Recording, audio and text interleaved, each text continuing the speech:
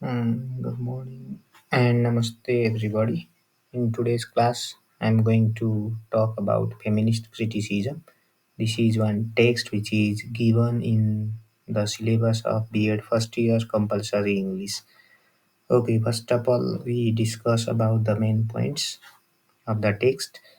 So, first point that I have mentioned here is a criticism advocating equal rights for women in a political, economic, social, psychological, personal, and aesthetic field is called feminist criticism. Okay, this point will help you to be clear about what feminist criticism is.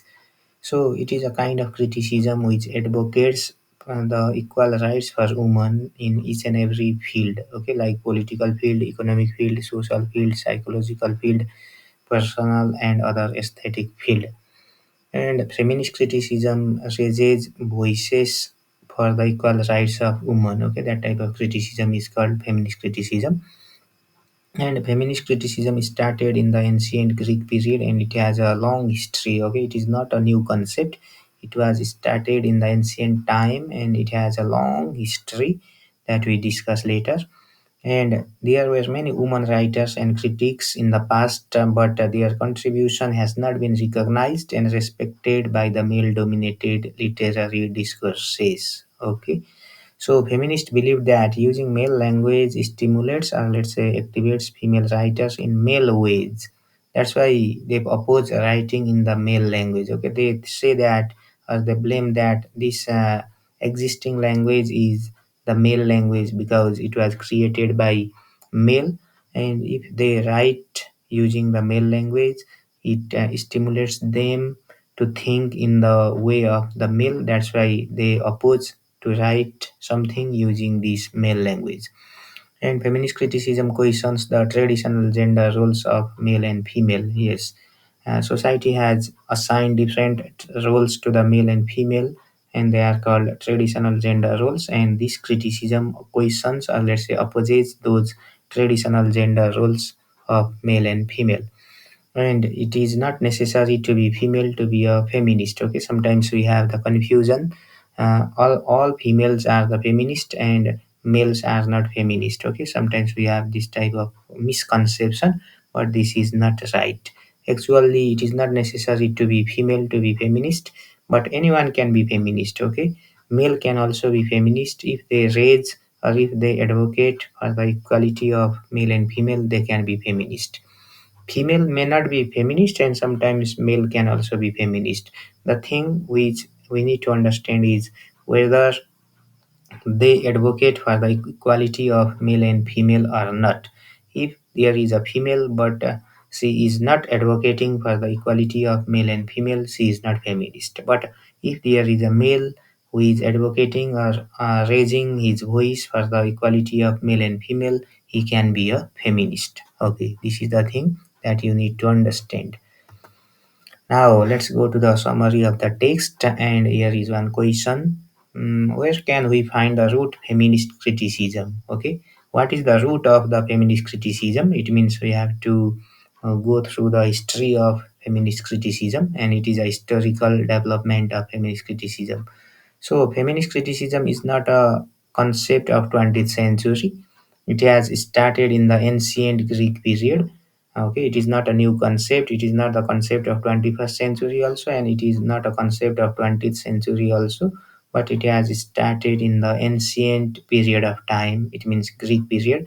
For example, the female chorus means dialogue is found to be stronger than the male chorus in the play Lysistrata, which is written by ancient writer Aristophanes. Okay, this is one example. This is one proof to claim that it has started in the ancient Greek period. Similarly, the role of female character is found to be stronger than the male character in the work of Chaucer. Okay, Geoffrey Chaucer, who is also known as the father of English poetry. That's why we can find the root of feminist criticism in ancient Greece. Okay, if the question is asked, where can we find the root of feminist criticism? Then what you have to say? You have to say that we can find the root of feminist criticism in ancient Greece and because of the above mentioned reasons. Okay. And let's go on, continuing the history of feminist criticism. And similarly, in the Middle Ages, means 5th century to 15th century, that is regarded as Middle Ages. And in that time, women started to debate with male of that time. Okay, they started to have a discussion, or let's say a kind of debate to the male of that time.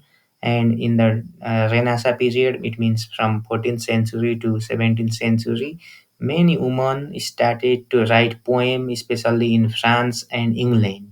Okay, then in the 17th century, what happened? Many female writers they actively involved in the writing profession. And after the Revolution of France, which was started in 1789 and ended in 1799, many female writers like Mary Wollstonecraft raised their voices for the need of women's education. Then, since 19th century, many women writers gained high status, high position in the field of literature, especially in Europe and America.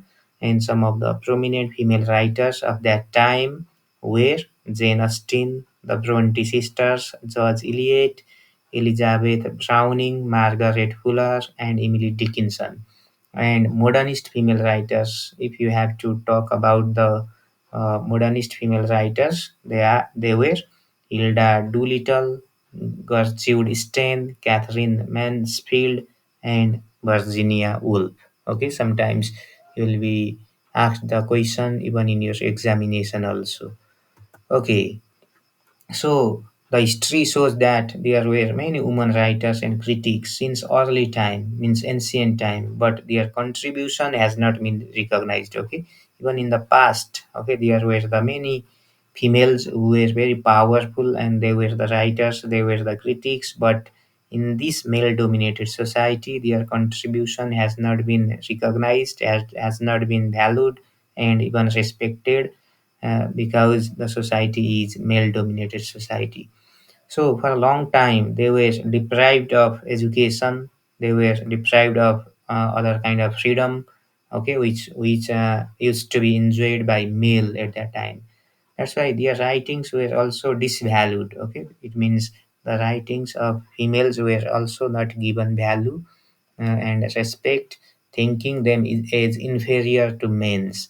So, in most of the literary works written by male, okay, even today, if you go through the different literary texts like poems, okay, novels, story, drama, we can find is women are shown in the negative roles like witch, whores, okay, prostitute, in the same way, obedient wives, okay, good sisters, and so on.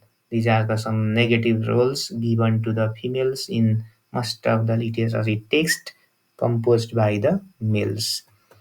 So, next question is here to talk while talking about the summary of the text. I have mentioned the questions. So, what are the different issues raised by feminists in the 20th century? Then, okay, sometimes you will be asked the question in this way.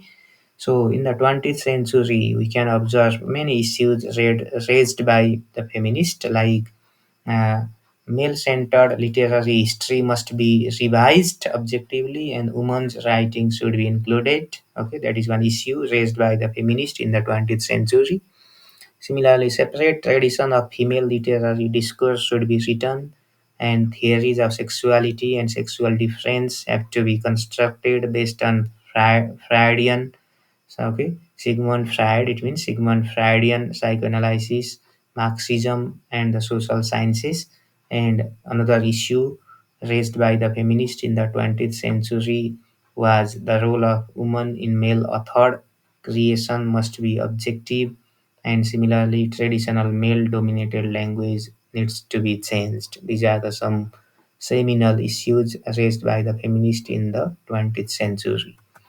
And feminist criticism raises the voices for the equal rights of women. Okay, major problem that feminists see in the society is patriarchal system. Okay, in the view of the feminist, the major problem that is found in this society is the patriarchal system, Pitri Satatmak, the Pranali.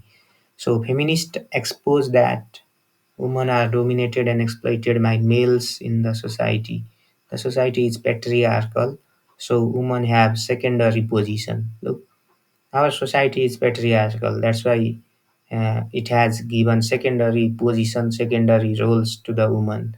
And feminist criticism discloses all kinds of exploitation in the name of gender and says that men and women are equal and they should get equal status in all aspects, including political, social, educational, and so on.